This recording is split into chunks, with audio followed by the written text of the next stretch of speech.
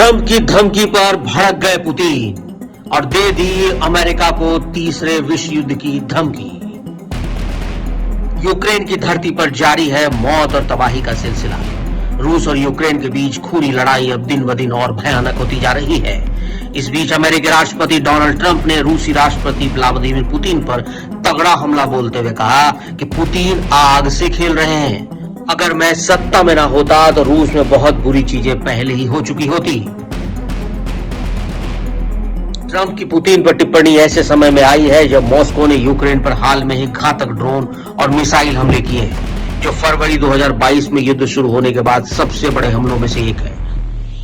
रूसी सेना यूक्रेन के उत्तर पूर्व में लगातार बढ़ रही है। डोनाल्ड ट्रंप ने अपने social media platform truth social पर एक पोस्ट में कहा कि व्लादिमीर पुतिन को यह एहसास नहीं है कि अगर मैं नहीं होता तो रूस में बहुत सारी बुरी चीजें हो गई होती, और अगर मेरा मतलब है तो बहुत बड़ी चीजें। पुतिन आग से खेल रहे हैं। हालांकि वो बुरी चीजें क्या होगी इस पर ट्रंप ने विस्तार से नहीं बताया।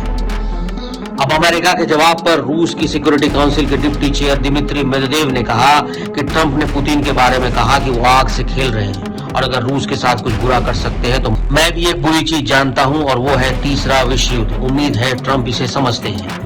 कुछ दिन पहले तक रूसी राष्ट्रपति व्लादिमीर पुतिन को नाइस जेंटलमैन बताने वाले अमेरिका के राष्ट्रपति डोनाल्ड ट्रंप ने अब पुतिन को सनकी करार दिया है। ट्रंप ने ऐसे समय रूस ने रविवार को यूक्रेन पर 39 महीनों के युद्ध का सबसे बड़ा हवाई हमला किया था, जिसमें 3 बच्चों समेत 13 लोगों की मौत हो गई थी। और यही वजह है कि अमेरिका अब खुलेआम पुतिन को सनकी और पागल कह रहा है।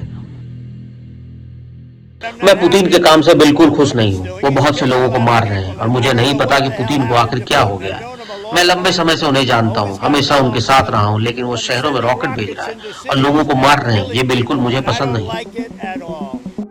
वहीं यूक्रेन की वायुसेना ने बताया कि मंगलवार तक रूस ने यूक्रेन पर 60 ड्रोन दागे। रूस के रक्षा मंत्रालय ने कहा कि उनके रक्षा बलों ने रात भर में 7 रूसी क्षेत्रों में 99 यूक्रेन ड्रोन मार दिया है। वहीं रूस यूक्रेन पर अब तक 900 ड्रोन दाग चुका है।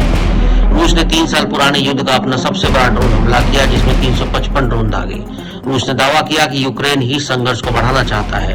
रूसी विदेश मंत्री सर्गेई लावरोव ने एक प्रस्तावित मसौदा दस्तावेज की बात कही है, जो युद्ध के बाद स्थायी और व्यापक शांति का आधार बन सकता है।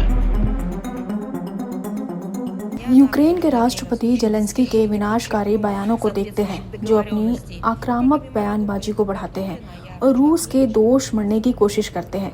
जैसा कि जेलेंस्की की बातों से लगता है कि वो संघर्ष को लंबा खींचना चाहते हैं। इसकी जगह उन्हें कुछ ऐसा करना चाहिए जिसका अच्छा रिजल्ट सामने आए।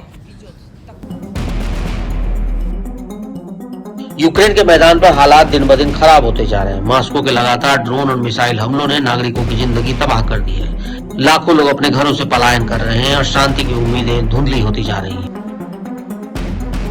अंतर्राष्ट्रीय स्तर पर रूस और अमेरिका के बीच कूटनीतिक जंग भी तेज हो चुकी है। शांति वार्ता और युद्ध विराम की कई कोशिशें अब तक विफल हो गई हैं। अमेरिकी दबाव ने रूस को पीछे हटने पर मजबूर नहीं किया, जबकि रूस अपनी सैन्य कार्रवाई जारी रखे हुए है।